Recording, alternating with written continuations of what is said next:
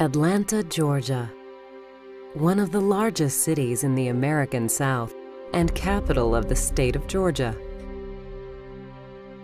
Yet Atlanta was not the first great city to exist in Georgia, and its structures were not the first to rise above the dense southeastern forest. For over 4,000 years, the original Native American inhabitants of Georgia constructed some of the most impressive monuments in all of North America. Hidden in the dense southern forests, these forgotten ancient cities are only now beginning to give up their secrets. And what they're revealing are civilizations more complex and advanced than was ever imagined possible. These are the lost worlds of Georgia.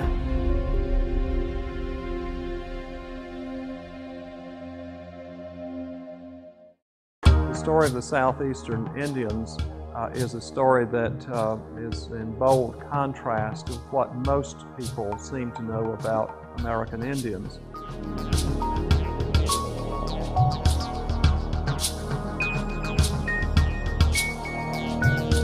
Native peoples who lived in this region were relatively peaceful, had a sophisticated political system.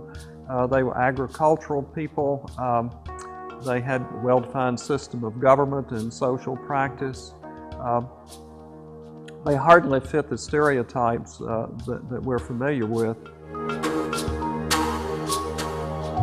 The Mississippian culture is the culture that was in place at the time of European discovery and of De Soto's travels in the Southeast, particularly in Georgia.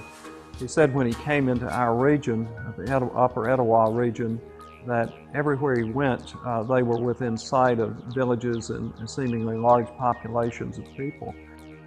This painting represents a scene in the Mississippian culture.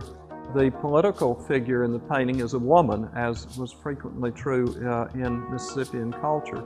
Behind, you see important elements of Mississippian culture. It is in a riverway.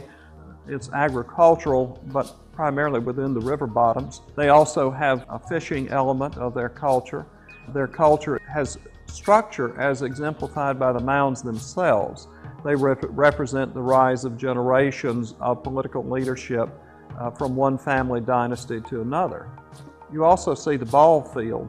The ball field is sort of the social center of the community, and in the Mississippian culture and Southeastern culture, it's called the Little War, the way in which great issues are fought out, at least symbolically, in these ball games.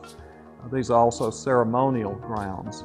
This is such a rich and complex culture, and the interaction between the cultures has gone on for so many generations, dating back to De Soto and before in the early 17th century. These are so complex and interesting. I think we're just at the very beginning of understanding what all of this means.